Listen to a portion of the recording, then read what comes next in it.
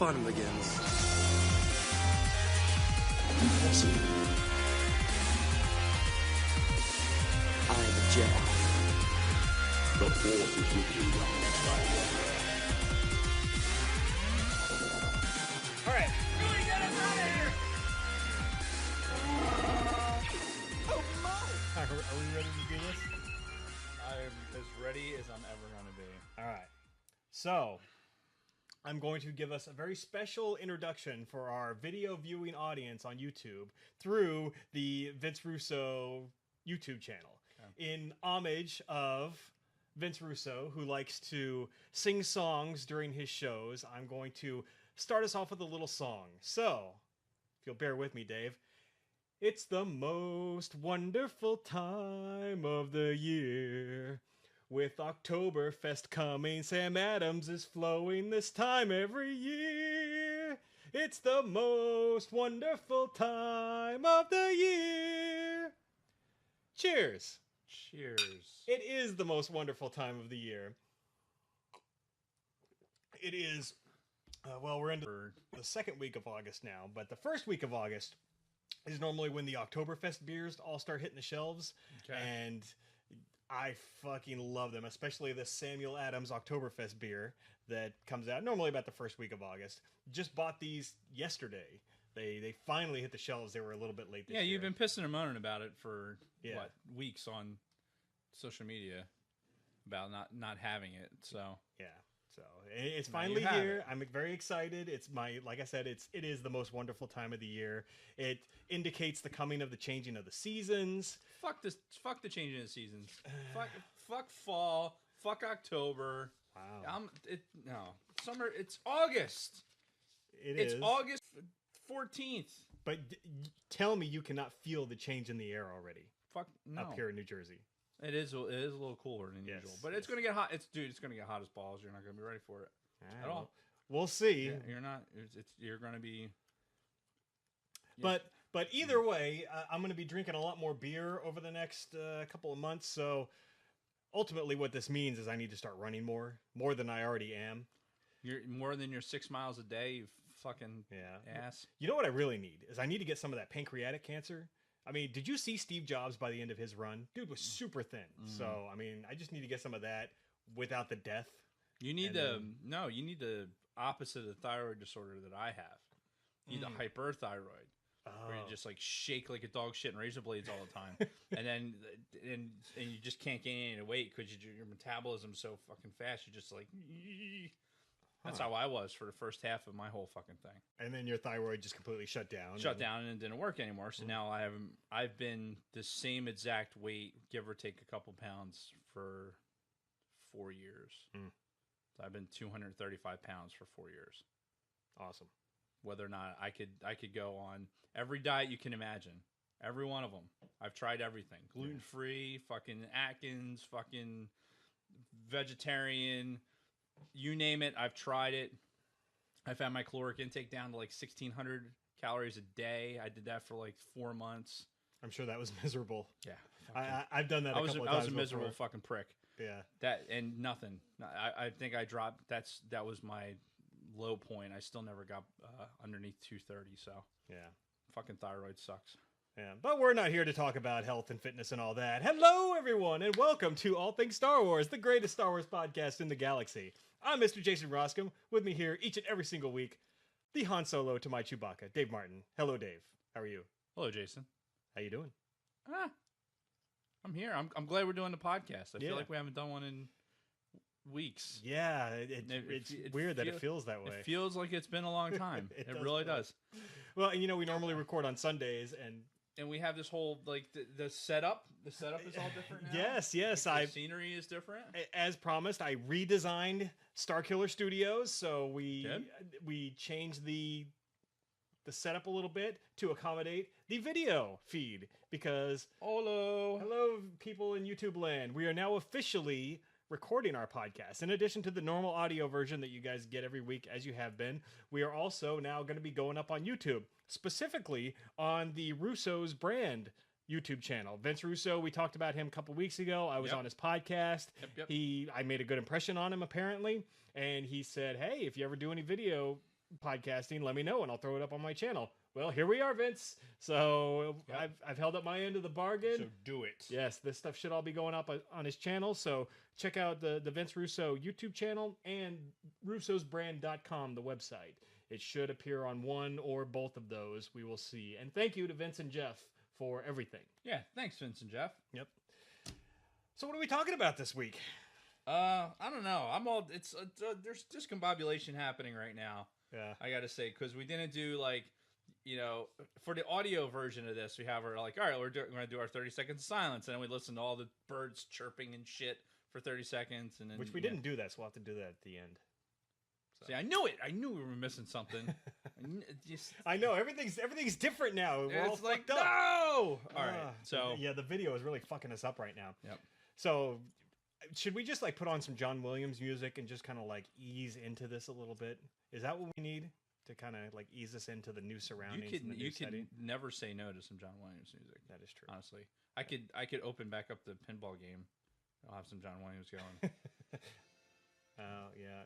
And I'm sure it sounds amazing coming through an iPad speaker into these microphones through your phone, however you're listening to us. All right, you got to stop or we're going to get sued for copyright infringement, especially on the YouTube channel. Now we got to watch out for that because YouTube scans for all copyrighted songs and shit. So if they detect anything, you're out. Wah, wah. Yep, sad face. So anyway, this week we are talking about Star Wars The Force Awakens. Well, what do you mean? It's been out for a couple of years. So we've been talking about this for a long time. There have been a lot of people that have had a lot of negative things to say about The Force Awakens over the years. And we always talked about possibly doing an episode where we defend The Force Awakens. So that's what we're doing today, in a sense. And we'll get into more details when we get to that segment. But first, we've got some news that we're going to talk about. Okay. Oh. They went to sleep. That's right. All right, we're just juggling multiple forms of media right now. I'm using the Force. Yes. So just, point to it whenever it does that. So we'll fix this in post. So we had some news this week. First of all, I guess it was technically last week, Disney announced that they are shit-canning their deal with Netflix, and that in 2019 they are establishing their own streaming service, their own video streaming service, much like Netflix, HBO Now, all these other fucking streaming services we have out there. Everything that's replacing cable. If you haven't cut the cord yet, we're getting closer and closer to that time. But anyway, Disney said in 2019 their deal with Netflix is up. They're completely cutting out that deal because Rogue One just hit Netflix a couple of weeks ago. Right. And I know a lot of people were excited about that. I know it's been watched a couple times in the house. Really? In my house. Yeah, I mean, we have it in all forms of the media. And, it's on Netflix. Let's watch it. Okay, fine.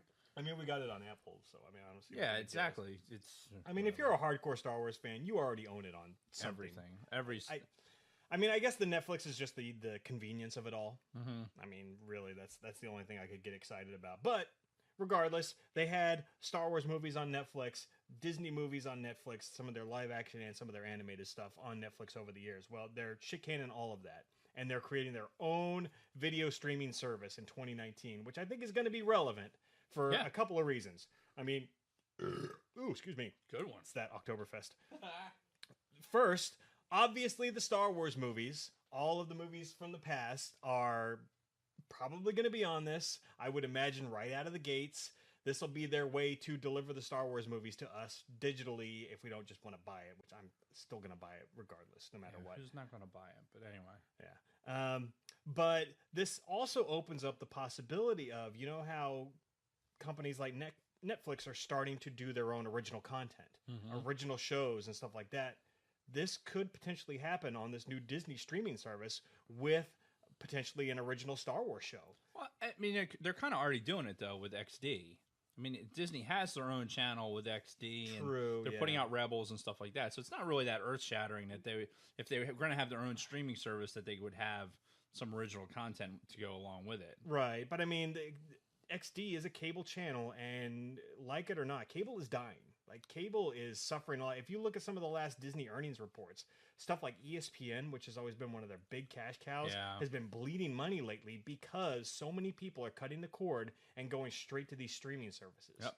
So I think this is kind of their way of potentially getting ahead of that and putting out stuff. And Disney encompasses everything, like the ESPN, the Disney Channel stuff we were talking about. Yeah, ABC. So a lot of this stuff can translate to this streaming service. We don't know any details about it as of right now because we're a couple years out. Yeah, we're 2019. I mean, so the entire industry can change by then. I mean, Disney could be doing this just because they're like, hey, we're going to lead the way on this. So everybody fucking buckle up because if you want to be involved, and I'm sure Apple's going to be heavily involved in it and how they, because Apple TV right now is fairly advanced and how they're getting their streaming service stuff out. So who knows? It'll be an interesting time.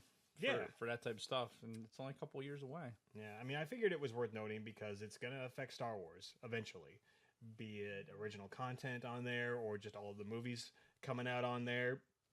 Also, 2019, Episode 9 is coming out in 2019, right? May of 19. So, correct. So if they decide to launch this thing, I don't know, in the fall of that year, that could be one of their debut movies that they come out with on it. Oh, first time available on streaming is Episode 9 on this Disney streaming service. So I'll tell you what, it's a good thing. Yeah. I think ultimately I like the idea of, I've always been I'd rather do a la carte cable. I mean, I'm a cable guy. I'm not a Fios guy. Like in the area here, you have a lot of, you only have a couple choices. You can go with the dish. It's Comcast or Verizon or some sort of satellite. Satellite, which fuck the satellite. Yeah, they're stupid. Maybe if we didn't live in an area where it's fucking 90 days of sunshine a year in Pretty New much. Jersey. Yeah, Is that what their almanac says? Something like that. So the dish really isn't an option here. Fios, it's kind of gotten into all the areas. They've pretended like, oh, hey, look, we're in your neighborhood now. I'm like, wow, where did all that, I didn't see a truck out here. Where did there's fiber optics now on my line? Like, oh yeah. No, I don't think so. Yeah, come to find out they're like trying to bamboozle you a little bit. Yeah, you're still doing twisted pair of bullshit over to whatever. But anyway, that being said, I think I like cable as a technology. I feel it's solid, especially in the Northeast. Now, there's a lot of people listening from a lot of places in the world, and that's true. Spectacular. I mean, we look at the stats. I mean, hi to our podcast listeners in Australia, and Philippines, Japan, like all over the place. We're getting downloads from all around the world. And so thank you, everybody. That's very, very cool, and we're kind of talking technology stuff specific to the Northeast, like in our region, because we live 5 miles away from each other. But I think the pipeline, it's all about getting the pipeline, get the pipeline to the houses, and then let the people that decide what they want. Sure. And instead of spending so much money trying to get, because obviously the cable companies are spending money trying to get content, right? Yeah. So they have to spend that money, and ultimately we have to pay that. Instead of doing that, put more money into the technology to get these services to our house, and let me pay Disney to get that throughput. Yeah, I'm sure Comcast and those guys, because Comcast owns NBC. So that's another part of the monopoly that's ultimately going to be the HoloNet. Everything is going to be produced by one larger power. So let's just do it. Let's just get there, and that way I don't have to argue with somebody about my cable bill every couple years to say like, all right, well, if you really want this, you're going to have to get that. Full disclosure, you talk about the ESPN stuff. I'm a sports guy. All the Philly area sports we've talked about before, and I even backed my cable package down to basically nothing. Like really? I'll go antenna service, for like we watched the Eagles preseason game. It was on. We did it over an HD antenna. I mean, it was a way to watch the game. I'm going to see the games one way or the other. Yeah. If that means I'm going to the bar and going to watch the game, then so be it. But, we dropped my cable bill down from, 2 C notes plus down to $75. Yeah. By eliminating a lot of that stuff. And the sports packages was a lot of it. So I hate it. I like the idea of being able to watch my sports and watching everything, but I still get HD, the little bit of channels that I get. But anyway, Yeah. we got off topic. Yeah, But as we tend to do on the show. Yeah, the streaming. I think the streaming stuff is the way to go. Yeah. It is, and I mean, I don't know how the cable companies can adapt to this new world. We'll see. But regardless, a whole new world. yeah, Disney is they're getting into the game. So a little bit late, but they own the hottest properties in the world. They own Marvel, they own Star Wars. Yeah. So they're going to milk that shit for every bit that they can. And I guarantee that all will be on their new streaming service. So anyway, one other bit of news I found very fascinating. About a week and a half or so ago, I saw an announcement come out from Marvel, speaking of Marvel, that said, oh yeah, we're making a Cassian and K2SO annual comic that's coming out, and it'll be out next week. And this was like a week and a half ago. I'm like, what the fuck? I hadn't even heard about this. And it's already out now. I think it just came out like a day or two ago. Yeah, I'm logging in right now. Yeah. To take a look at it. And I had no idea, but it's a comic that goes into Cassian basically finding K2SO, reprogramming him, and him becoming his companion. So, based on one of our last episodes, I know you're not a big fan of Cassian. Well, it is, and when you put this in the show notes, I was thinking about that. I was like, yeah, motherfuckers. It's already, as it is, I'm sure there's people out there already going like, I can't believe you picked this guy as one of your top 5. Yeah. Not liked characters, and now they're going to have some backstory to him. The problem with this is I'm going to read this guy in that voice and that character, and it'll probably take away from it. You're going to hear that accent as you're reading the text. Yeah, I love the story though. I love the idea. I love the idea of doing that. I'll probably just buy it. Yeah, because it's annual. So yeah, it's just like a one shot. It's not a series. Yeah, I'll buy it. I'll go to the comic store on base, and I'm sure they have it. Yeah. I was in the BX today. I didn't even think about it. Yeah. God damn it. Anyway. So yeah, I just thought that was worth noting, especially the fact that they announced it. At least as far as I could tell, this was their first announcement of this comic. Yeah. A week before it actually hit the shelves. Yeah, I mean, we've been. In fairness to us, we're talking about how we're doing a Star Wars podcast, right? So it's you figured they're constantly looking for Star Wars stuff to look at. Yeah, we're supposed to be on our game.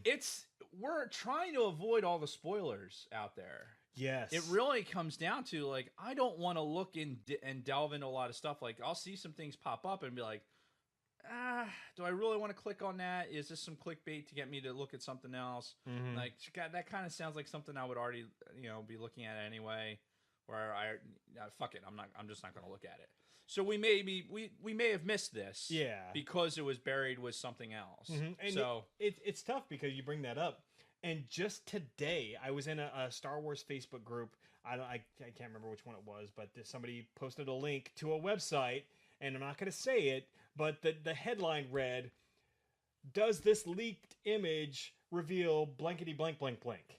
And I'm like, you motherfuckers, if that ends up being true, I'm going to fucking find out where these people live, and I'm going to burn their houses down. I'm going to make sure that when we're at the movie that we're like, we have a seat in between us so I can't hear you seething. I kept it to myself during Force Awakens. You did very well, But yeah, no, that's a good point. But I try to stay on top of all the latest news and everything. And we even talked about when they announced all that countdown to Last Jedi stuff. Mm-hmm. The Cassian and K2SO never came up. I didn't know shit about it. So this came out of nowhere for me. Yeah, I wonder if they made some delineation between the Marvel stuff and maybe because they had the motherfucker Mace Windu. Mace Windu, yeah. Yeah, it had the Mace Windu shit it's on my there. beer. Good motherfucking choice, motherfucker. We need to Sorry, what were we talking about? We need a Mace Windu like a soundboard is what we need. Or you mean like a figure? Or some sort of figure that we can reference, but we need Dave Chappelle dressed as Mace Windu. Mace Windu. There's got to be something out there for that shit. He did one skit on Chappelle's show in like the first season where he dressed up as Mace Windu as Samuel L. Jackson. Oh, wait, why do we? Yeah, it was like he was like doing a press conference or something. It was weird. It was like, yeah, it was Mace Windu was having a press conference. I think now that you say that, I do remember that. Yeah. Anyway, I digress. So. Oh, we're doing all kinds of digressing. Oh, I know. The only problem with having this sweet image on the screen is we have no idea what the timing is. Oh shit, you're right. So at some point we'll have to tab over, but totally lost my train of thought too. Mace Windu, motherfucker, Samuel Jackson Beer. We were talking about Cassian and KT. Yeah. So I'm pretty sure that was just like they announce it and the next week it's out. And you know what? I don't have an issue with that. Honestly, I mean, I kind of respect that a little bit too, because otherwise it's like, yeah, we're announcing this comic. It'll be out in 3 months. All right, great. Yeah, thanks for making me wait for yet another thing. Yeah. You know what? That's interesting. I was just looking on Amazon for the annual, and it's cheaper to buy it off of Marvel or probably at a comic store. Are you talking the Marvel Unlimited, the digital, or are you just talking I'm straight talking about from the copy. Oh. Yeah, it's like $13.25 plus $4.49 shipping. Man, to get it, and you're getting it in a week or so. I'd rather walk into a comic store and buy it. Yeah, you're fucking up, Amazon. Yeah. All right.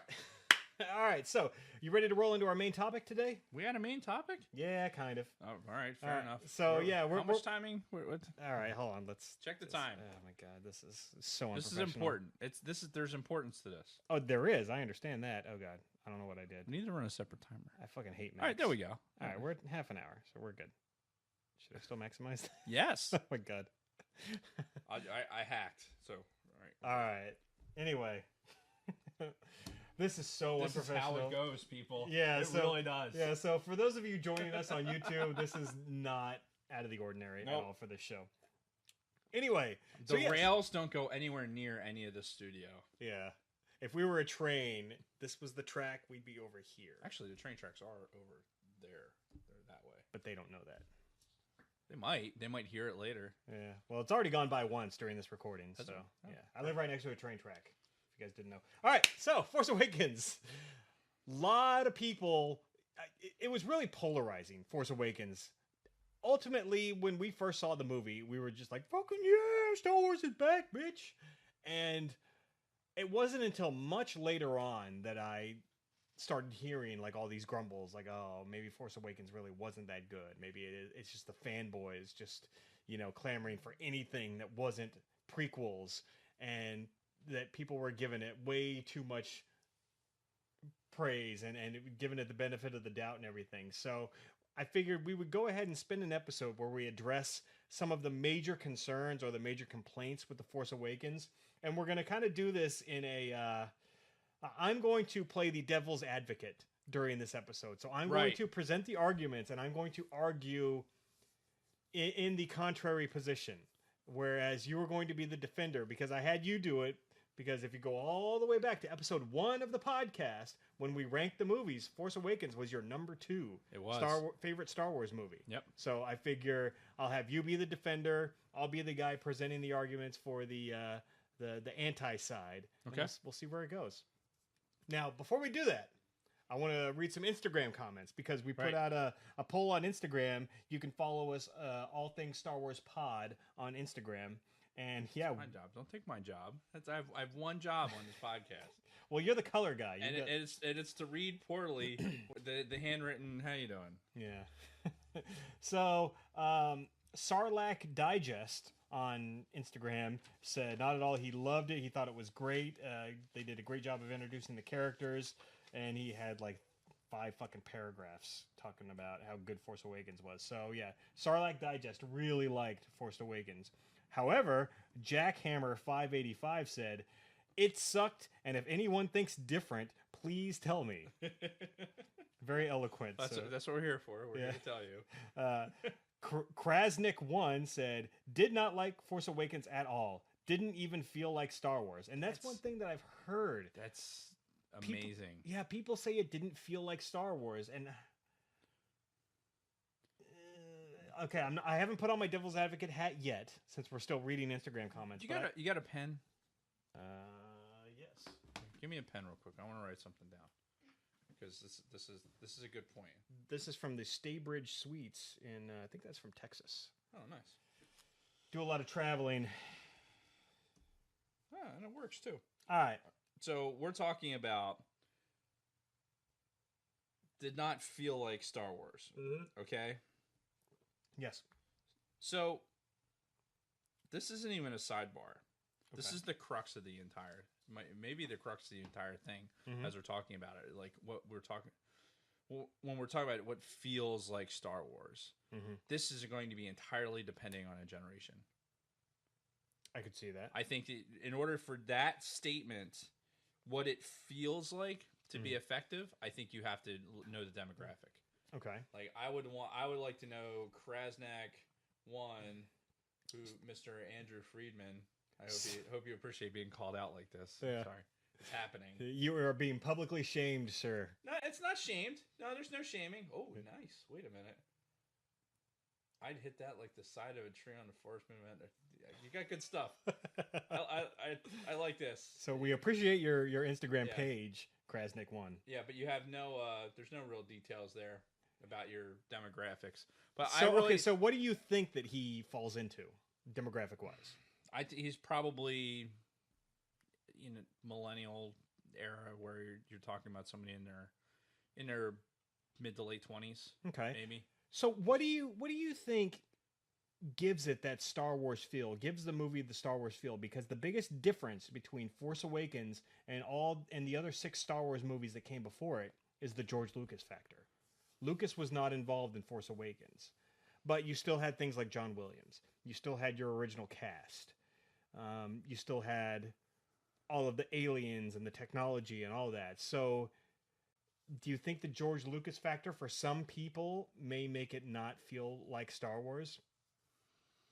I think you're giving George too much credit for this. I'm just asking the question. I think when you're talking about when Force Awakens came out, we're also talking about a time when we had social media, coming into its full rev. Yeah, because social media. Yeah, even when the last prequel movie. Oh, Revenge of the Sith. Oh my God, I'm really not this bad. It's the Samuel Adams. When that came out, the internet was starting to really boom, but we didn't have the social media the way we have it today. I don't think we even had Facebook at that point. At least it wasn't like mainstream. Probably not. Maybe MySpace. Maybe. Because this was 04, 05 when that came out. Wait, hold on. 99, 02, 05. So it was 05 when that came out.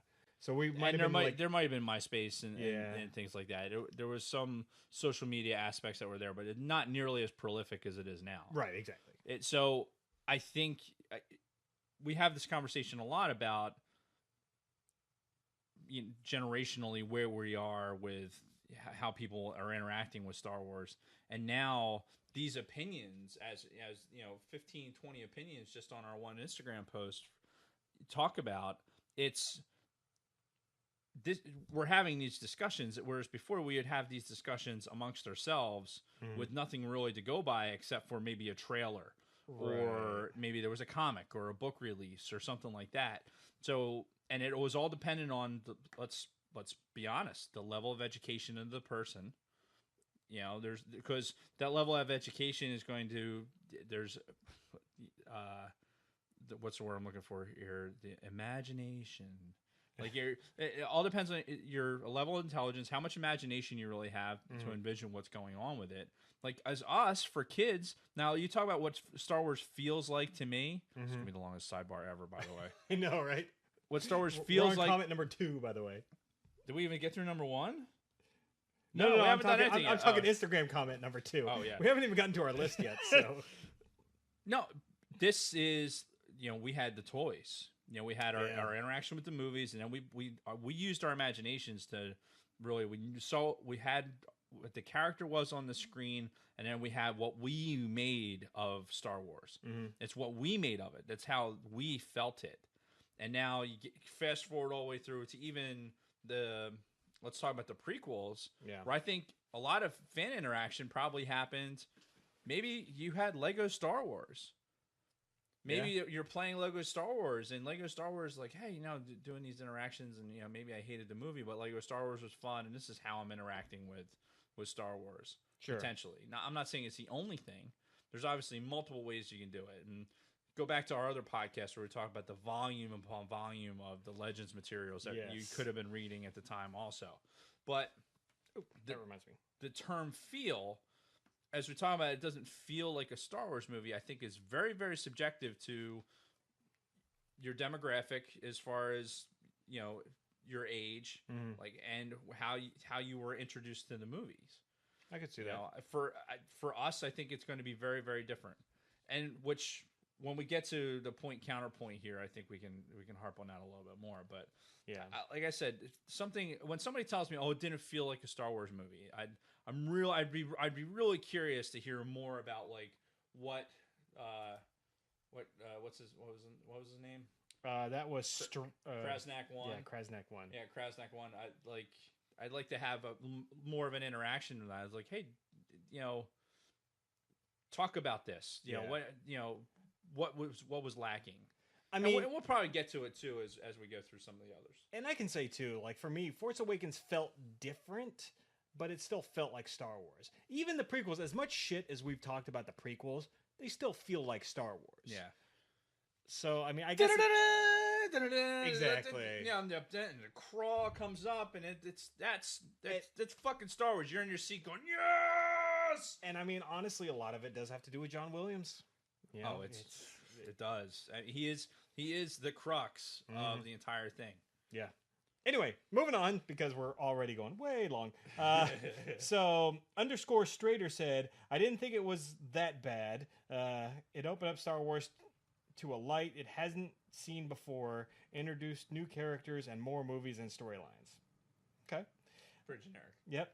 Octopusso Up? I don't know what that means. Well, isn't that... Octopus Soup is how I read that. Yeah. Oh, they were replying to somebody else anyway, so forget about that comment. Okay. I did not write this in my notes here, but this is worth mentioning. Nija Halcyon said, Disney should have followed the books. This is a huge, huge thing that a lot of the old school Star Wars fans were pissed about. Watch me hit the like button on that. Yeah, that's one thing. Like, I think a lot of people had a grudge against Force Awakens because of the fact that Disney shit-canned the whole Legends universe in order to clear a path for the Force Awakens. I can't find any fault in that argument. That's a lot of the naysayers, to us included. I mean, we definitely had our feelings about it. Mm-hmm. I think we were a little bit more open-minded than most. Yeah. But I know we've talked at length for hours, recorded hours of material about how much we like the Legends materials and the way the characters went. I would have loved to have seen it going that way. Yeah. But they didn't. So, and here we are.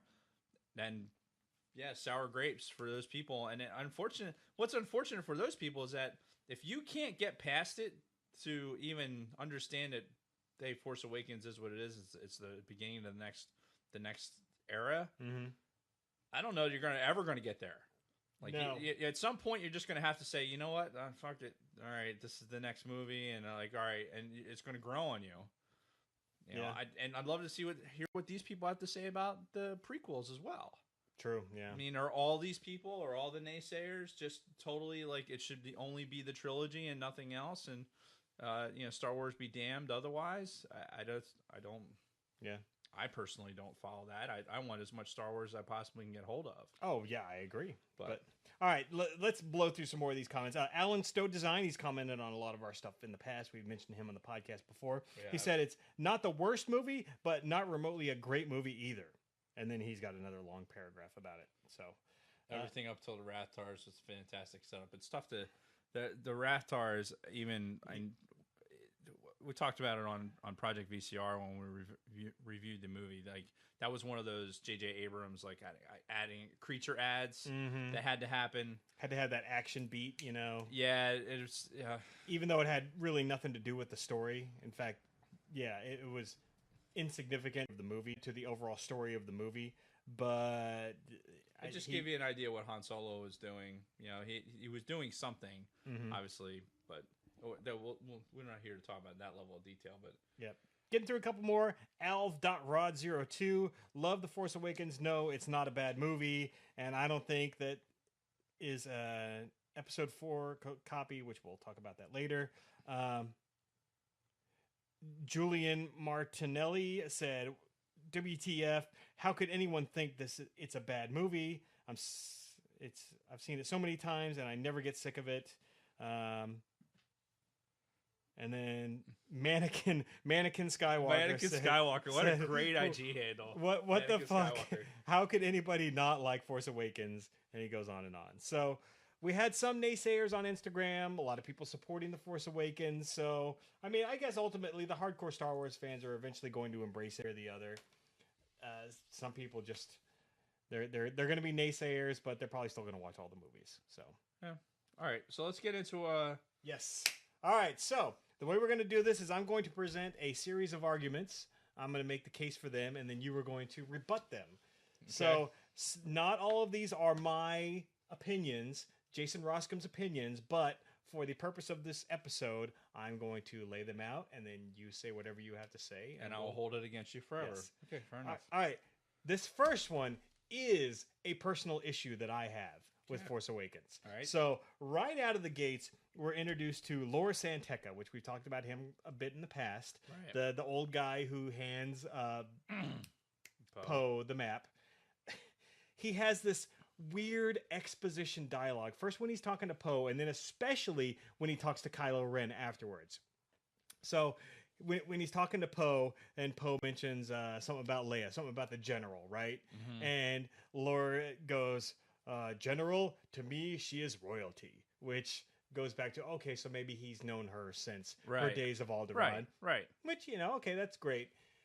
Then we get into his interactions with Kylo Ren.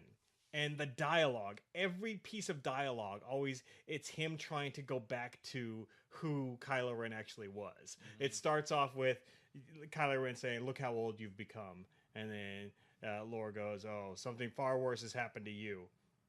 They could have ended it right there, but they keep going and going, where it's Kylo Ren says, we know you have the map, and now you will give it to the First Order. And then Lor's like, the First Order rose from the dark side. You did not. Right? And then it's like, okay, I see where you're going, kind of. A little extraneous. And then what is something he said, Kylo Ren said something about the dark side, or something about, I don't know. And then Lor Santeca is with, that may be true, but you cannot deny the truth that is your family. And it's just like, he keeps trying to go back to who Kylo Ren was. It's like, basically it's him telling us, ooh, we know this Kylo Ren is related to somebody in this movie. Right. And I guess the first time you see the movie, it's fine. It's kind of like planting the seeds of that mystery. Okay, who is Kylo Ren? Uh-huh. After the first viewing, it's like, okay, we fucking get it, dude. You're real clever with your dialogue here. Now, I'm not necessarily going to defend this really well, but I think you do have to have some exposition there in the start of this movie. A little bit, yeah. So I don't mind it necessarily. What it did for me is it made me wonder more about who the old guy was. Not necessarily who Poe Dameron was. Mm-hmm. Poe Dameron to me was just another rebel that was there on some sort of mission. Mm-hmm. Who's this Lor Santeca? Yeah. Who's this guy? Yeah. And so it made me want to get into his backstory more than anything else. And we haven't really come across much of anything. Not really. Since. Little bits and pieces here. Yeah, and I think I just read something recently that he's going to have more. It gets into. What was it reading? Yeah. Anyway, rewatch that conversation that he has with Kylo Ren. It's very extraneous. It's very just like, okay, we get it, dude. You don't have to fucking like lay in with the. You cannot deny the truth that is your family. The First Order rose from the dark side. You did not. All right, so now we know. Here's things you know. Yeah. As you're sitting there, the First Order. Like we're immediately that Kylo Ren, this guy, is part of the First Order. You know that straight off the gate. Yeah. All right, great. And here's the map. Right, great. Got maps. This guy's got maps for some reason. Yeah. All right, fine, yeah. whatever. And he also dies like a bitch. He They just take got, away- just Yeah. in there and gets cut down. Interesting, if you watch it, the way he gets struck down, you would think almost he wasn't a Jedi. Like, he didn't just disappear. Like, he just. Oh, Lord said just take it got- when he died. Yeah, right. He just got cut down. So there was another part of that. I was like, okay, is this guy a Jedi? Like, what the fuck? Well, I mean, Like, we've only seen we've only seen 2 Jedi turn into nothing when they get struck down. Obi-Wan and Yoda, right? Those are the Right. only 2 that have died, that have just, like, poofed. Like, even, It's like, true. Qui-Gon, Mace Windu, all these motherfuckers who have gotten killed over the years Can't didn't say disappear. Mace Windu without saying motherfucker. I'd be curious to see if and when Luke dies, if he goes all ghosty on us. I'd be I'll bet curious he to see. does. Yeah, I bet he does. he fucking better. This is where in the Legends shit where it they start getting into flow walking and stuff like that. Like that's the really cool part of Force that I really wish they get into. Yeah, but anyway, the we're not Legends here to stuff talk is about dead. that. All right, so next thing, we've talked about this quite a bit in the past, but I just wanted to bring it up since we're talking strictly about Force Awakens, the fucking Star Killer base, and the whole. Not just the thermal oscillator, but that was a big part of the whole flaw with the Star Killer base. I mean, I understand in the Star Wars universe, we have to suspend our disbelief a little bit. Star Wars physics. We've talked about it a lot. Yes, it's fantasy. It's not science fiction. Right. That being said, how the fuck do you hollow out an entire planet and then somehow put in some machinery that just sucks the energy out of the sun and then blasts it out in these fucking directed beams that goes and fucking just destroys whole planets? I get the Death Star. Well, here's the thing. I'm doing a horrible job of defending this, but this kind of goes into.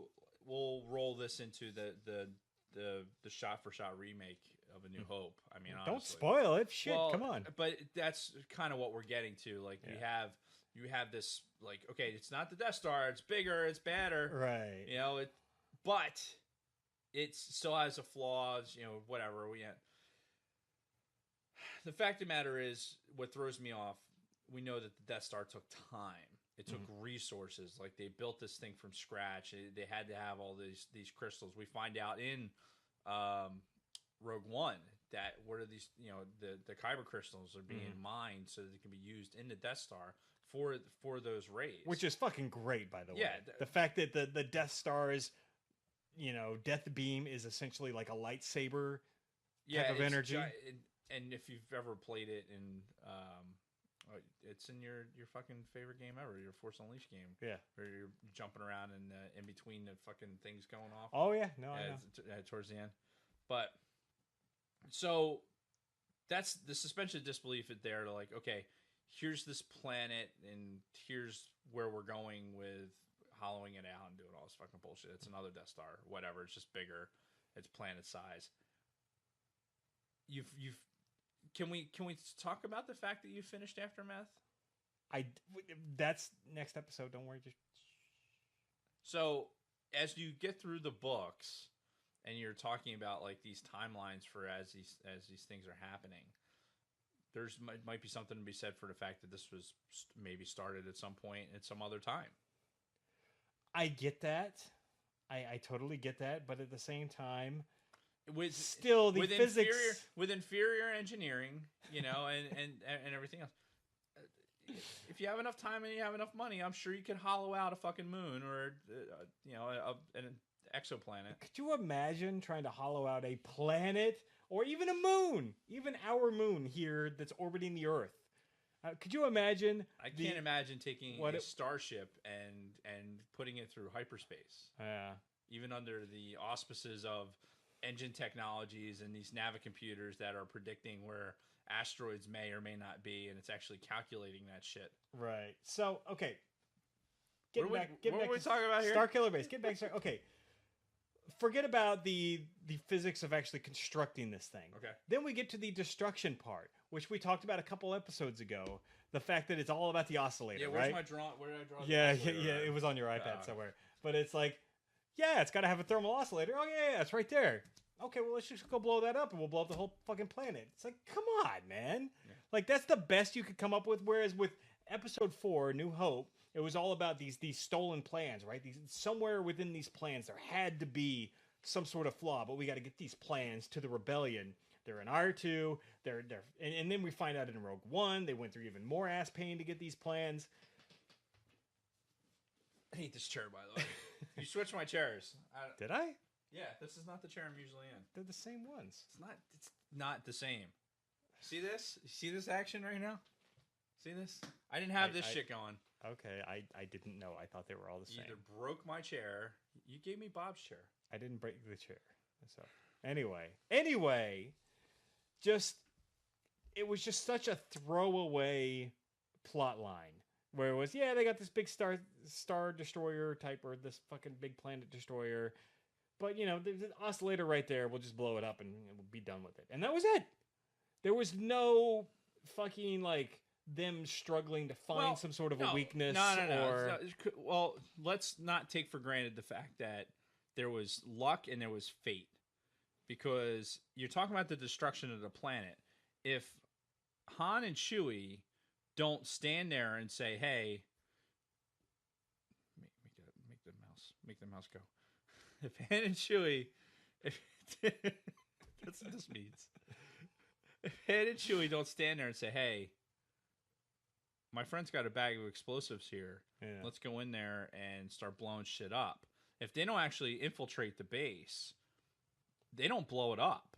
Right. The X-Wings weren't doing a goddamn thing to this no. oscillator or anything else. So if it wasn't for the weakening of the ground forces that went in, that just happened to be there, because in order for Han to get through the fucking shield, he had to go through it at light speed, which is yeah, we didn't even talk about that. That's not even on the list. It's not on the list, but that maybe the one thing that actually made sense to me, that micron of, well, light obviously passes through the shield, so if it's operating at light speed, then it makes sense. Stopping that quickly, though. This dude, I'd want Han Solo on every baseball team ever, because this motherfucker's timing, he would never miss a ball ever. Yeah, you'd have to have the absolute best, most accurate timing. Yeah, so there's a lot of luck. And it just happened. It's luck that this is how they got through to get the shield down. Are we discussing that as part of this? No. About the shield and how easily that was done. Well, that is partially the next point, but if they're not on the ground with their small, band with a bag of explosives, the base doesn't come down. Yeah. Okay, so I will give you that. However, you can't use the whole fucking fate and the Force for every single argument. That's not how the Force works. That's not how the Force works. I'll give you two, the fate and the Force lifelines. Beyond that, you have to come up with a much better reason for the way shit happens. Because if everything just happens because of the Force, then why do we even care about what anybody does? Because the Force will just make it all work out. So what we missed in the movie and what was cut, we know there were scenes too that were cut. There's actual on Starkiller, on Starkiller, where it wasn't so easy to get in and out of these buildings, and there was actual engagements happening to get they didn't instantaneously get from one spot to another. Well, that's what we were presented in the movie. It is, and if we're just strictly going by that, then yes, there's some movie magic that has to happen so we can get there. So your suspension of disbelief.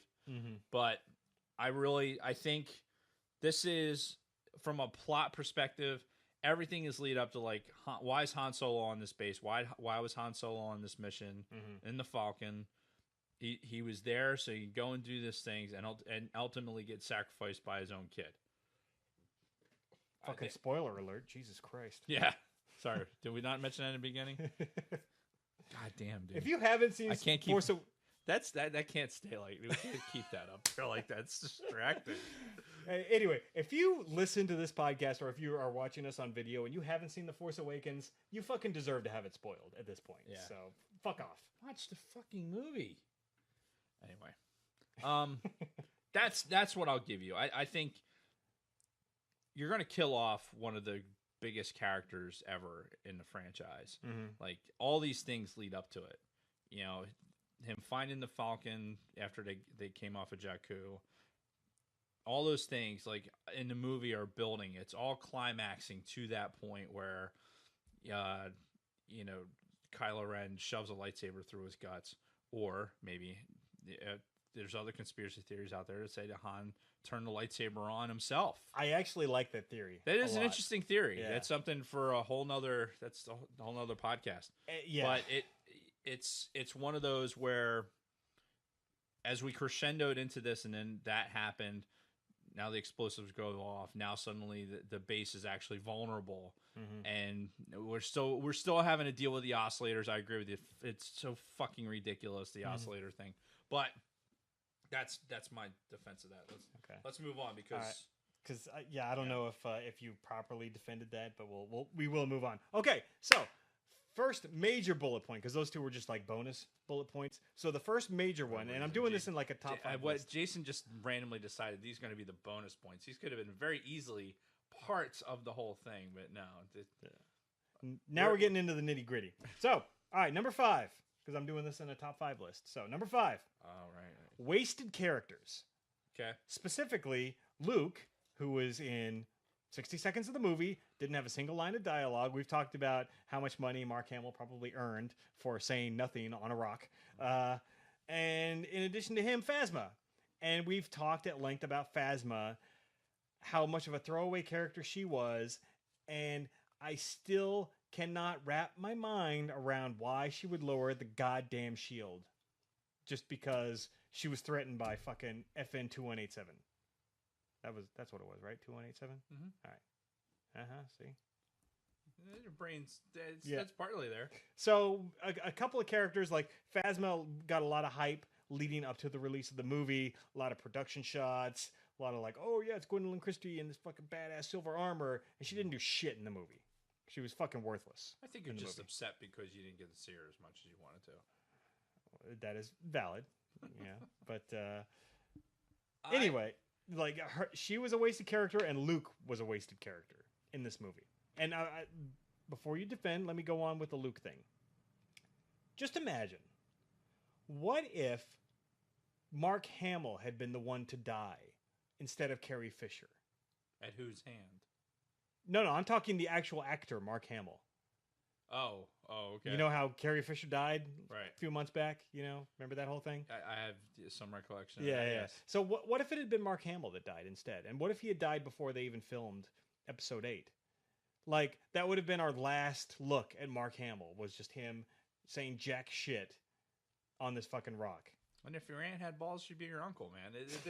You can't go there with that. That's not a valid argument. Like, anybody could be in that situation.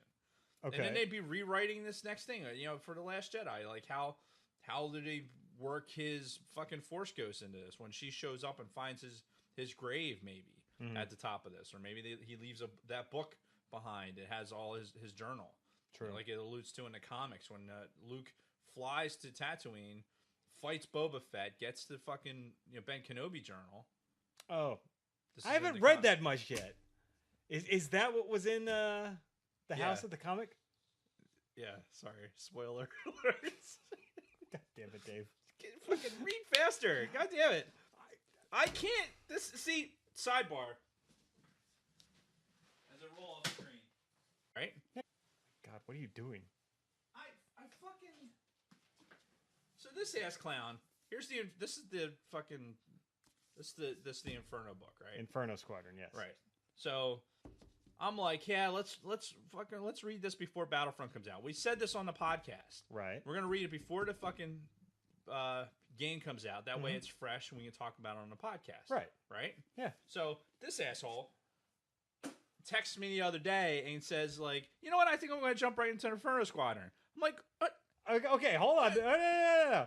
You, of all people, have been the most vocal critic of mine as to how fast I read. So the whole point was, for me, that because I read so goddamn slow, if I start Inferno Squad now, I'll be done by the time Battlefront 2 comes out. And then you could read it. Look, there's reading slow, and then there's fucking some hooked on. You can't. You can't tell me like mid-August. I'll read that book in 2 goddamn days. I know, which is why if I start it now and I take a month to read it, you could start it like, 28 days after I start mine. There's other shit you should be reading though. Like finishing Empire's End, which I'm assuming happened. We will talk about that next episode. Will we now? Yes, we will. I mean, look, in my bag right now, I have... This is so unprofessional. I have Dark Disciple. See, look at this. Del Rey's getting all kinds of fucking, props right Okay, now. so here's my issue with Dark Disciple. Doesn't that take place after the Clone Wars TV series? Based on unproduced episodes of Star Wars and Clone Wars. So why would you read it before you finish watching the Clone Wars? I told you before, the Clone Wars right now, I'm struggling with.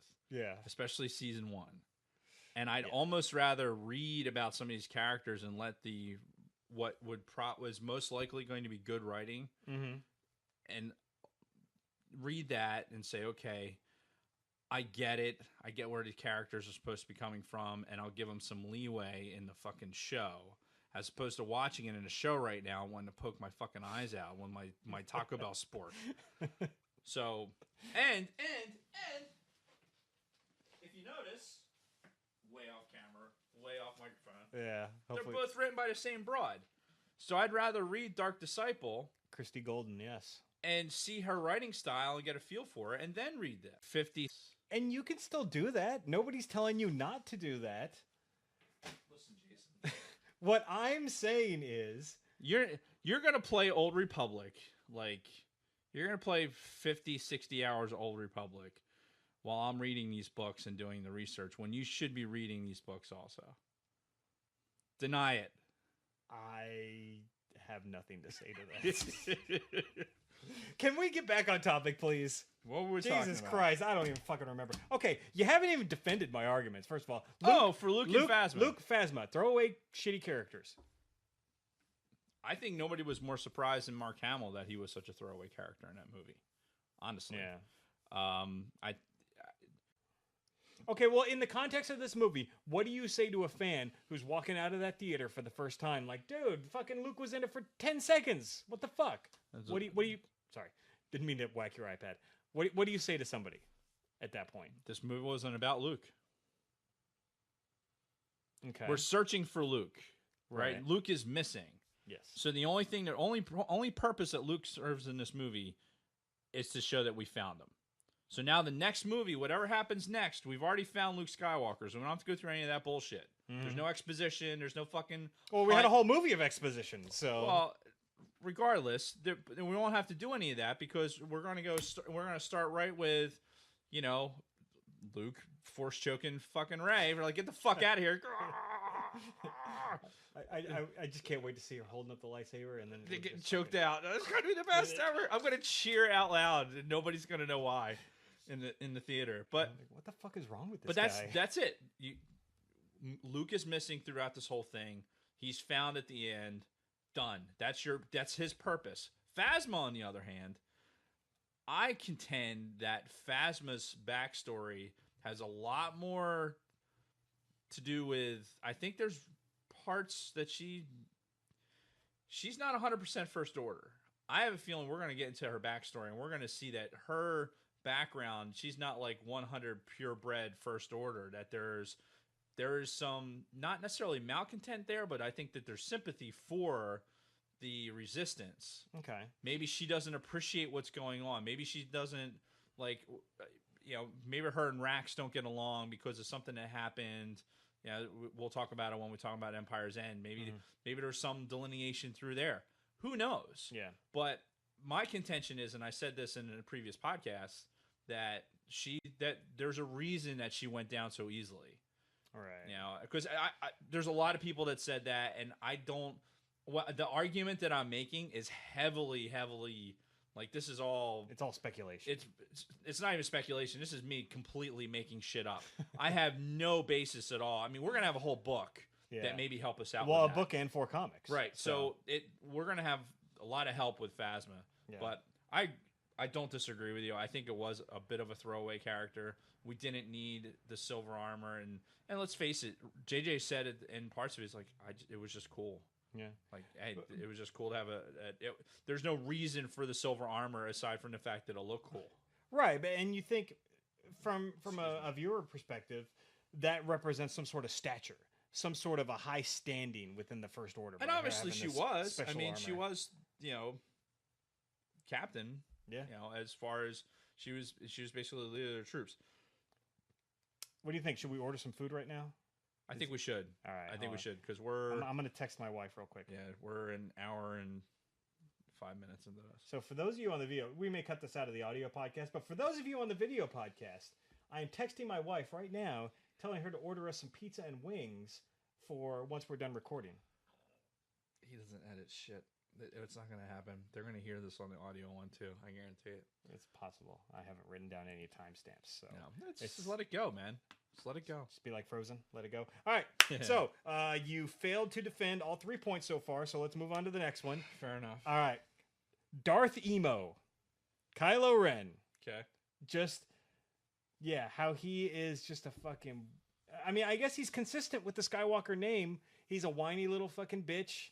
Has his little temper tantrums, and I've seen a lot of people also kind of wrapping this all in together. His vented lightsaber makes no fucking sense. That lightsaber right there. Right, that one. Yeah, with the 2 side vents, the broad saber, as some people have referred to it. Mm-hmm. They say that makes no sense. That if it's got those holes on the side, then they should just be shooting out just as far as the main saber. But a lot of complaints about Adam Driver's performance as Kylo Ren, aka Ben Solo. Very whiny, kind of a bitch. So what do you have to say about Darth Emo? So let me start with the lightsaber. Mm-hmm. I'm assuming that when Luke was starting this new Jedi Academy, mm-hmm. that he was reaching back into some ancient text for the Jedi.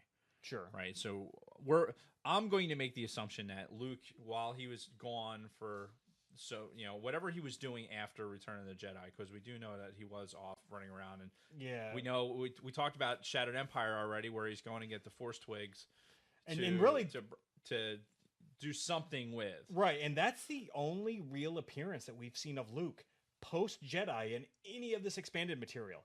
He didn't show up in any of the Aftermath books. Didn't show up in Bloodline. Nope.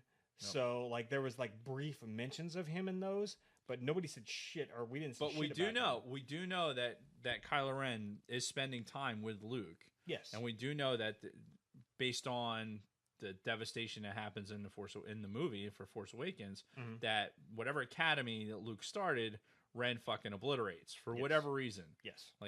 His turn to the dark side we're not here to get into that. Right. We'll see all this shit when Last Jedi comes out. But I think when you're talking about something like this type of lightsaber and all of aside from Luke himself, who is basically handed down a generational lightsaber, mm-hmm. when we talk about lightsabers, a lightsaber is a Jedi's own creation. Yes. They build their own lightsabers. They go through their trials and everything else.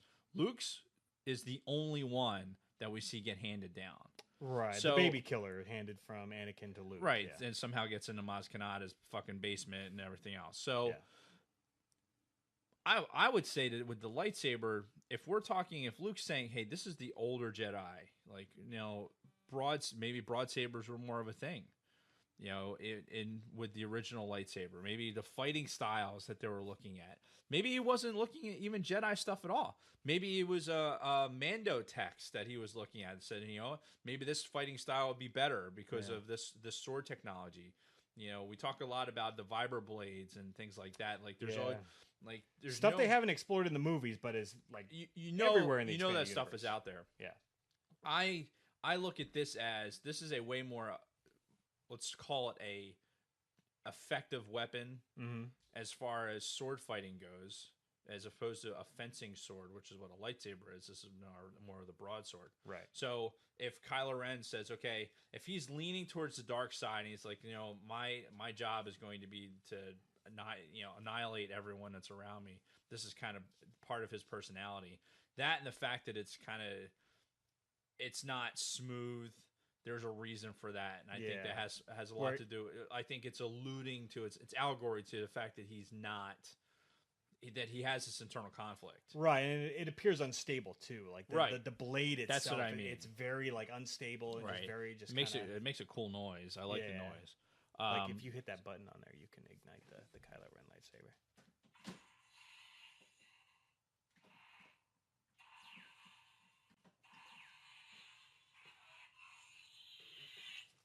That's just for the video audience. All right. It was supposed to. Now it's gonna. Make more noise. Anyway, it's lighting up behind me. It'll stop. So anyway, that's the sword. I don't.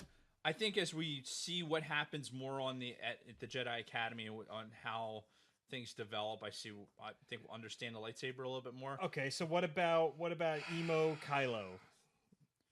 He's a conflicted. He's a conflicted teenager. Is he a teenager though? He's post-teenager now, but he's going through this period of time where it's like he doesn't. He's in a constant battle. And here's the thing too. We don't know. Snoke is a very if Snoke is training Kylo Ren to finish his training, right? Mm-hmm. We're believing that Luke started Kylo Ren's training and now this Snoke character's finishing it. Sure. We have no idea what Snoke is. Yeah, Jedi. No, at this point, fallen he's a Jedi, fucking Sith, whatever. We have no idea. Yeah. Right now, his style, like Snoke's style of training and talking to them, is not similar to anything that we've seen before. We know how Palpatine talked to Vader. Yeah. And the talking down and trying him all the time and everything else. This is not how Snoke is going about this with Kylo Ren. I think that Kylo Ren is the more powerful character here, and Snoke is more just the pawn. So he doesn't really necessarily know how to train this kid. So that internal conflict that he's having, like with Vader's helmet, he had to go that thing wasn't just laying around. Yeah, he had to go find that. Oh yeah, and just the tie into Empire Aftermath rather with where it's there's hunting going on for relics. Yeah. And even in Bloodline, where you had the whole relic thing, so there's a huge tie-in as to I think of it more as a Jason Solo, when Jason Solo went out and was doing this thing, and with his lean towards the dark side, there was a lot of Legends material leaking in, but it went through something similar, but we were able to see it all happen because he went through these trials and we saw it. For the most part. Because he went through a lot of shit. He did. So we can only assume that this Kylo Ren character went through very similar situations. So what I'm hoping is, ultimately in defense of the character, that as we get through the next two movies, we see exactly why he was the way he was, and it turns into a stronger character. Okay, even like the tantrums, just like I love the fucking temper tantrums, man. That was one of the best scenes in the movie. He's fucking losing his shit after Rey escapes. Yeah, right. He's losing his shit in there. Fucking lightsaber. There's sparks flying out the fucking door, and he's screaming. He's like, Aah! And there's two fucking stormtroopers come around the corner and go like, nope. Yeah. And turn around and walk away. Peace. Yeah, fuck this. We're not. Yeah, this isn't for us to fucking deal with. Yeah. So, anyway, it's.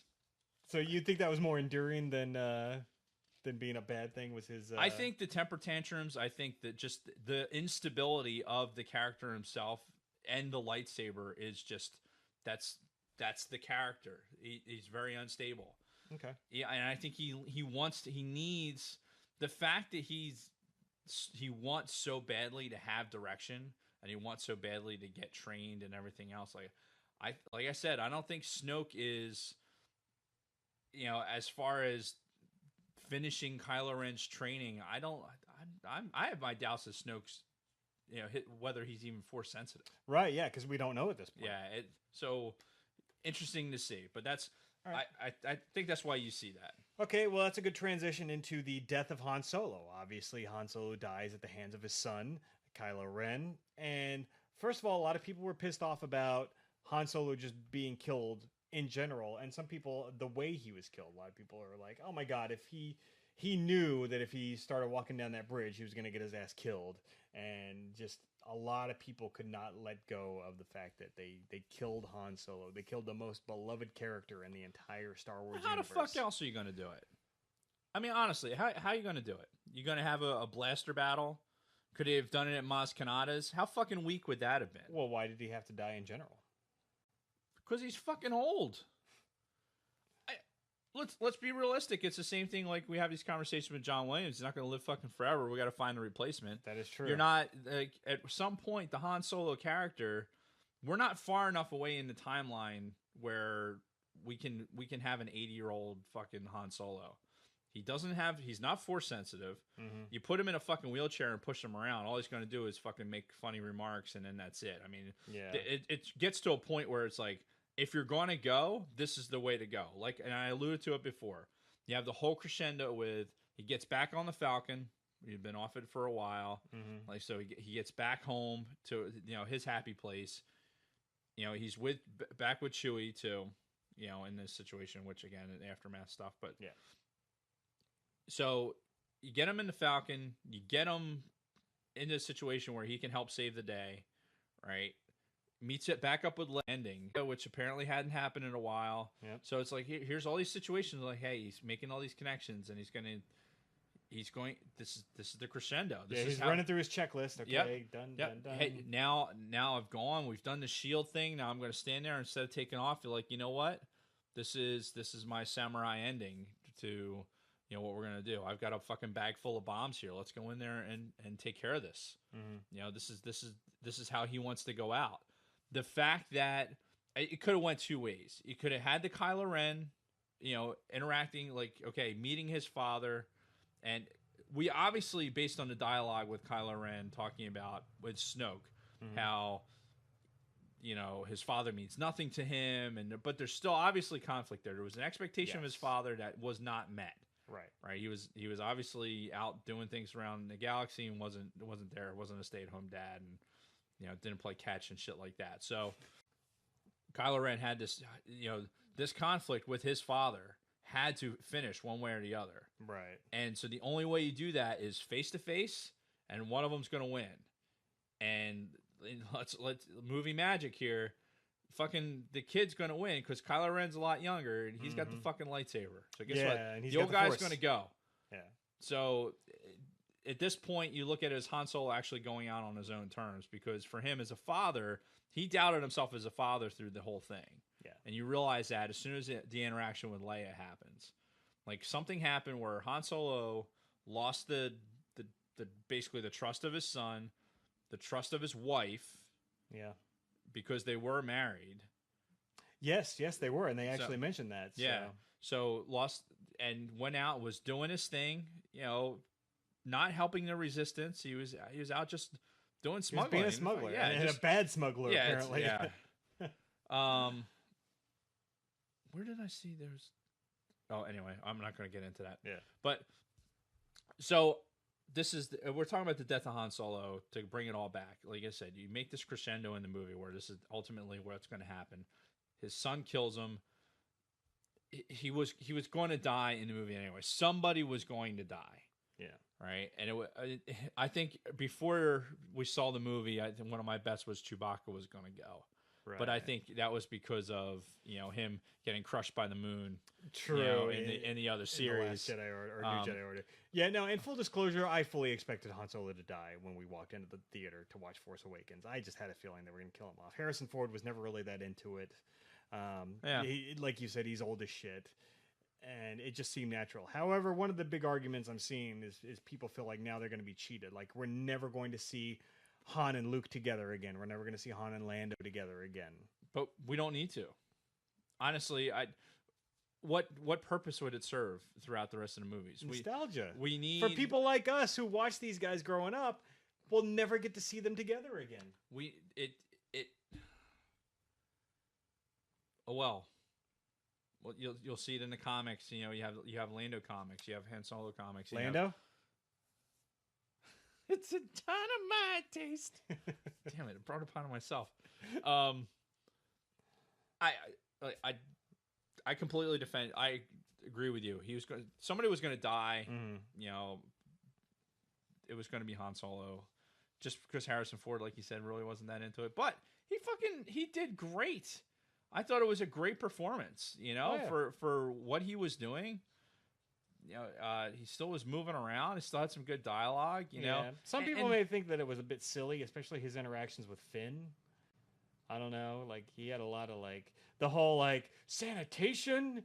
That's not how the Force works. I thought that was... I personally thought that was hilarious. And then, why are you moving your chin like that? Why are you going like that? Well, that's not...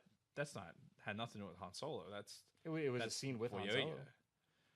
But that's the type of stuff where if you look throughout the movies, there's small indicators like tap somebody's shoulder. Hey, shit's going on over here. You know what I mean? Like, hey, pay attention. Like, oh, okay. Yeah. There's little, we've seen in movies enough where we don't even necessarily pay attention to it that much. But I think they did it right. I think, like I said, crescendo, boom, dead, done. Move on. All right. Yeah. In the interest of time, let's keep moving. Number 2 argument that I have is this was a big one. This was a huge thing that came out pretty much right after the movie hit. People were saying that Rey was a Mary Sue, which basically means she got too powerful, too fast, strictly for the purpose of moving the story along and doing what they wanted to do. Whereas some people claim in a normal situation in this Star Wars universe, she never would have gotten that powerful that quickly. As far as like bringing the lightsaber to her hand, some of the other things that she was possibly doing with the Force, the Jedi mind trick, just like all of a sudden just being able to do that out of the fucking blue, and then being able to go toe to toe with this guy that's been getting trained as a Jedi and a Sith for years, just being able to go toe to toe with him with a lightsaber. Listen, Rey, number one contention, Rey is Luke's daughter. You're still going with that theory? Still going with that theory. Okay. There's others that I've given some credence to, but that's still my number one. Okay. Okay. Even if she wasn't, I also contend that Luke has been reaching out in the Force and holding things down. Like, he doesn't want to be found. He doesn't want Rey to be found.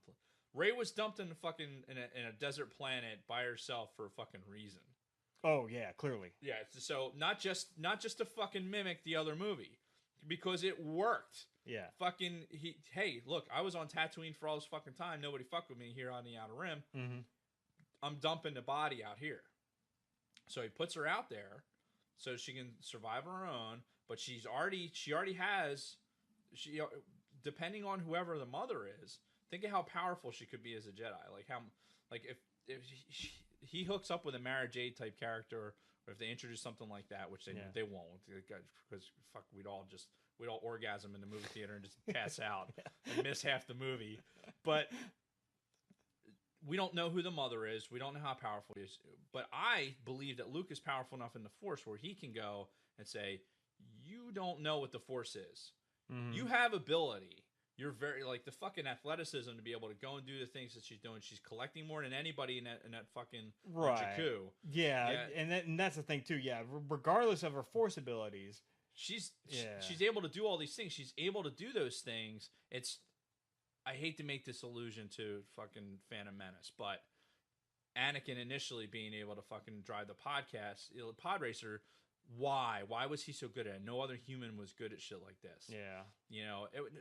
I'm not saying that Anakin was being hidden in the Force, but what I am saying is that Luke, there's a reason that suddenly Rey, the awakening, it's the Force Awakens. The Force awakened in Rey because, my contention, Luke let it happen. Okay, I'm this little memory block that I put in, I'm gonna let that go.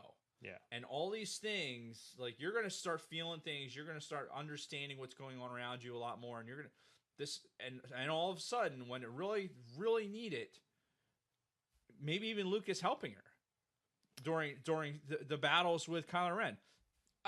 Yeah, you put Finn on here. Finn's just a bitch.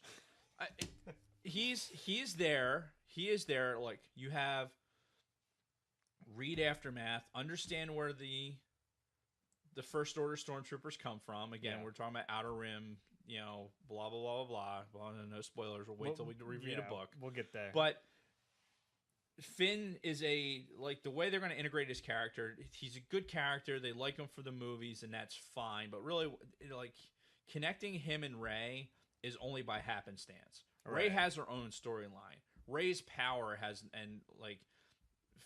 Finn goes out there, and when he's attacking Kylo Ren, we see the same things. They did the same things with Ren fighting in the snow as they go back to in like Empire, when Vader's fighting Luke.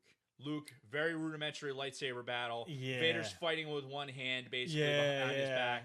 Like, you see the same thing with Ren initially, and then when with Finn, it's just like, get the fuck out of here. Yeah. Right? You're nothing to me. The only thing that pisses me off about you is the fact that you were one of us. Traitor. Yeah, exactly. I can't defend that line. It's not whatever. Of all the complaints, that's like one that I don't have at all. And coinciding with the books, you almost understand it, because it's almost like this whole thing, build up. Yeah. All together. But with Rey, I think that she's very powerful because Luke's daughter, and that Luke can help her in the Force. And the decision to do that, there had to be a hero here. Mm-hmm. And Kylo Ren is too unstable to be like so dominating.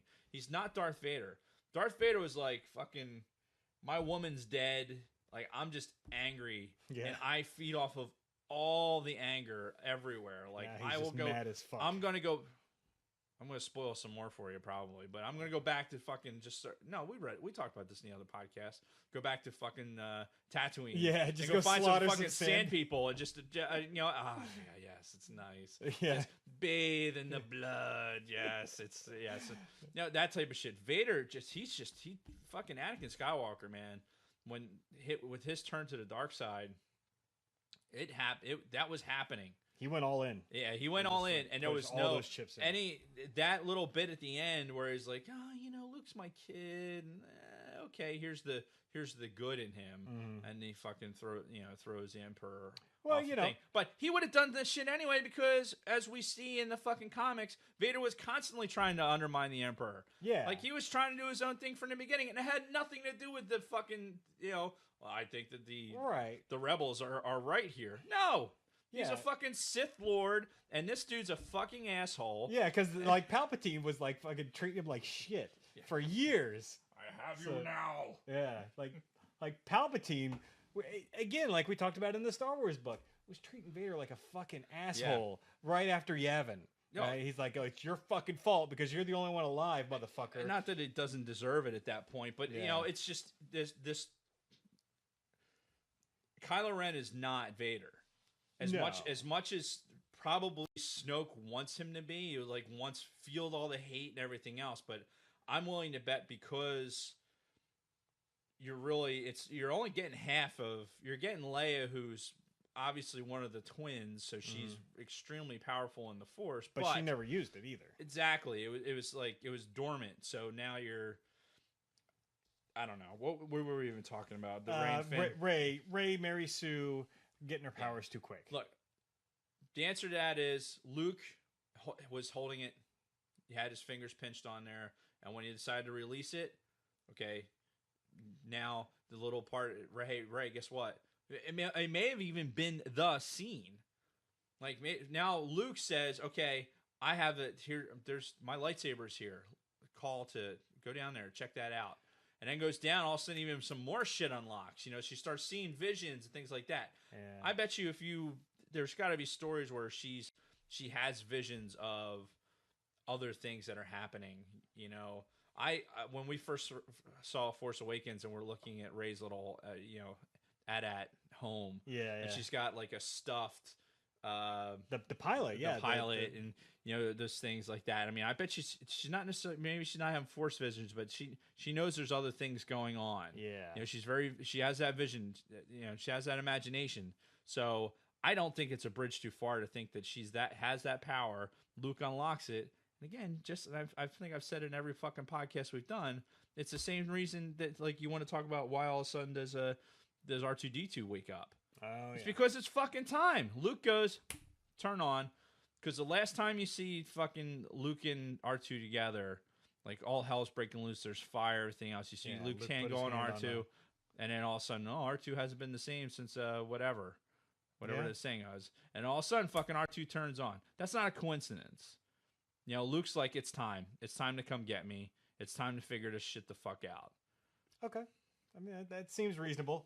But again, this is just a theory, though. This is no facts of your own. This is strictly Dave Martin's theory, and this is.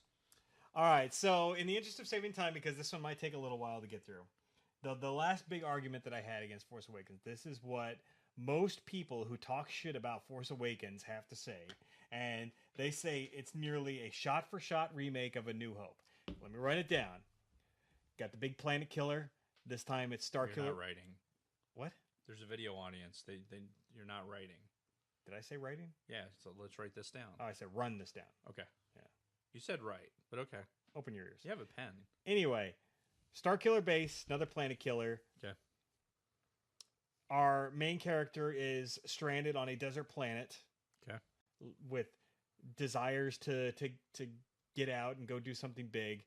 Comes across a droid who has some sort of a secret that they need to help this droid get to the rebels or the resistance or whoever. Mm-hmm. Escapes this desert planet in a shootout in the Millennium Falcon. Mm-hmm. Comes across a mentor-like character who ends up getting chopped down in the end. A whole scene where you've got X-Wings flying down a canyon to go destroy this big planet killer. Mm-hmm. There's a bunch of other similarities too, but those are the big ones that are off the top of my head. Right. So yeah, a lot of people say this is just like a damn near shot-for-shot remake of A New Hope. Who fucking cares? That's your argument? A New Hope was the best movie ever. Yes, I will agree with that. Best movie ever. Mm-hmm. If you're going to reinvigorate this series, especially after the fucking pills we had to swallow for the fucking prequels, why not go for it? Was it too easy? Yes. And you know why people say that shit? It's the same people that read the fucking Legends material, saw where those timelines went, know it would work to go away from that. Disney took the easy route when they did this. And Dave Martin's opinion is it was still one of the best Star Wars movies that they've ever made. Yes, it was easy. Yes, there was some things in there that were extraneous. And yeah, some of the plot points were, not necessarily shot for shot remakes, but very, very similar in how things had happened. You know, you add some Jawas and sandcrawlers and to a lot of it, and yeah, it's the same fucking movie. However, the things you talk about, Rey is stranded, but knows somebody's coming for her. It's not thinks somebody's coming for her anyway. Knows somebody's coming for her. Counting down the days. Like there's no fucking scratch marks in Luke Skywalker's cell. He's just a regular kid growing up trying to get out of the fucking farm. Right. And that's the way they wrote that character. They didn't write Rey's character that way. They wrote Rey that those fucking marks in that AT-AT are fucking. It's a timing. It's a timing. Well, it's a countdown. She's marking that. It's not a countdown. It's a count up. She's like scratching each day that she's. See, I think that somewhere, to me, that's like as you're making those marks, that's the marks. Okay, here it comes, and this is going to happen, whether she knows it or not. But it's like like she's looking at it as a sentence that ultimately going to be over. It's a countdown. Ultimately, this is going to go away. You don't have that with Luke. Okay. It's a different type of planet. Luke is... They're both fucking desert planets with no hope for anything. Well, okay. Sure. Yeah. There's even huts on both. Nima's on Jakku. Allegedly. Jabba's on... Yes. Yeah. Nima Outpost. Yes. Regardless. It's an outer rim, and the huts controlled the outer rim, so it's not surprising that there'd be a hut Is out there. Jakku on the outer rim? do we know exactly where it's located geographically? I'm pretty sure it's an outer rim. Is it It's in the outer- considered geography if you're talking about planets in like a galaxy, or is that I don't know, because or is that still even the like way they talk about planets and the way we describe planets and moons and things like that, it's completely different in Star Wars, because I think most of the moons that we're describing in Star Wars are actually called exoplanets, and not so their terminology is Endor was technically a moon, the forest moon of Endor. So right, because it was in the title. What was Yavin 4? that's a good question. It's a moon. Is it a moon? Yeah, it's a moon in a system. Okay. Right, but like I said, it's learning a whole new astronomy. You have to learn Star Wars astronomy to get there. Right. But Okay. Anyway, shot for shot remake. You're not doing a very good job defending so far. So what else you got? I don't fucking care. I don't. Do it. Hey, we talked about it in the review, and I hate to lean back on that, but I will, because we're so, we're getting long into this. But the reality is, if it fucking worked, why not do it? Yeah. You got the you failed to mention the cantina. They had the cantina scene as well. Yeah. There's you had all the makings of what was there in A New Hope, and it fucking worked in A New Hope. It was one of the best movies ever made ever. So why not? Why stray from the formula? Exactly. And it tees up perfectly for whatever's going to happen next. Because guess what? Last Jedi is not going to be Empire. No. I think we can extrapolate enough that, and from hearing what's his nuts, Ryan Johnson. Ryan I saw that same quote that you were talking about. Yeah, this is not going to be Empire. So those naysayers are so concerned about Force Awakens. It's too much like A New Hope. Go fucking watch A New Hope then and jerk off. It's still one of the best fucking movies ever. And then turn around and watch The Force Awakens and understand, I've said this before on this fucking podcast, that it's just like why you start from episode 1 and watch all the way through. There's a build up. There's a build up to all the characters and everything else. Don't have these preconceived notions. Just fucking watch it. Watch the character development and everything else. Is the acting going to be the best ever for some of the stuff? No. Is the fucking dialogue going to be the best ever? No. What movie is fucking perfect?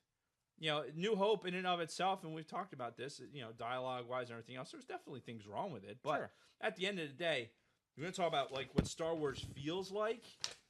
A New Hope feels like the best fucking movie ever, because you come out of it after the fucking music and it's holy shit, man! It's the best.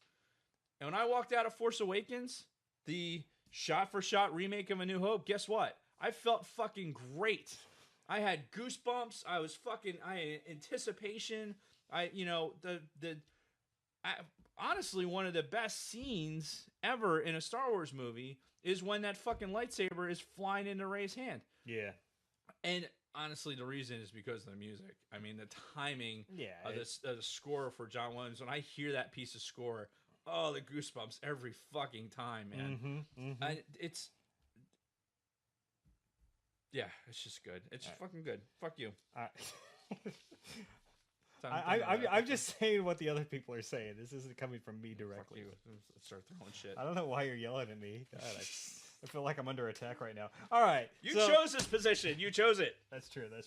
All right. So, yeah, that's sort of us addressing some of the arguments. It says on here, in case we have extra time. Yeah. I mean, I had to plan accordingly, because I always go into these, like, I'll write this page of notes. I'm like, oh, this is just like, one page of notes. Case. Yeah, just in case. Is this really going to fill an hour and a half? And then you get off on your long rants, and yeah, here we are. Like, I'm not the ranter. You're the ranter. I'm a tangent guy. You're a ranter too. Anyway, social media. Fuck. Social media. Hey, here's this piece of paper. Here's this piece of paper that doesn't have the right shit on it. But I'm still going to read off of it anyway. Yeah. I pick up this piece of paper every time. And for Instagram, it's All Things Star Wars Pod on the Instagram. Don't know why I said it like that. On Twitter, we're at All Things SW Pod. You can email us at allthingsstarwarspod@gmail.com. That reminds me. Have we looked at our Gmail? I look at it a couple times a week. There's usually somebody trying to sell us something. Yeah. And it's fucking strange. Nobody's written us a long email yet, so. No, it's, whatever. Get on. Hey, Instagram. We love the Instagram feedback. We really do. Yes. And we do get a YouTube lot. stuff. If there's going to be YouTube feedback, we'll make sure we pay attention to that. And Yes. Yeah, YouTube comments, subscribe. We've already got a channel up. Yep. For YouTube. And I know subscribe you set to that the up. Russo's brand too. So subscribe to us. Subscribe to Russo. Yep. Do all the things he just said. Yes. I need to write a longer list. Yep. And hey, I don't know if we're gonna talk about. Maybe we'll talk about next episode. But I think we got another a couple more 5-star reviews. Oh shit! Yeah. On iTunes. So keep it up with the 5-star reviews. It helps us to climb the ladder as far as the Star Wars podcasting universe out there goes, because there's a lot of podcasts out there. There's a lot of people who love Star Wars, but we are the best in the galaxy, though. We are the best, and we do get a lot of feedback based on our more adult style approach to Star Wars. Motherfucker. Yeah, we like to say fuck a lot. We like to be very non-politically correct, and I think people gravitate towards that because I think most Star Wars podcasts try to be nice and clean language and all that. We don't give a fuck. Yeah, fuck that. You got 40 years of military experience between the two people sitting here. And as one thing the military did not teach me how to do is not curse. Yeah, they teach you how to curse. They teach you how to have thick skin. Yeah. They teach you how to be an alcoholic. Cheers. All right, cheers. So, all right. So with that, next episode, we're going to have a lot of fun. We've got some stuff that we're going to be opening up. We're going to have some unboxings. We're going to touch, I don't know if you can see it on video, but we're going to be touching some Star Wars Trivial Pursuit. So we're going to be quizzing each other to see how well we actually know the Star Wars universe. So that'll be interesting.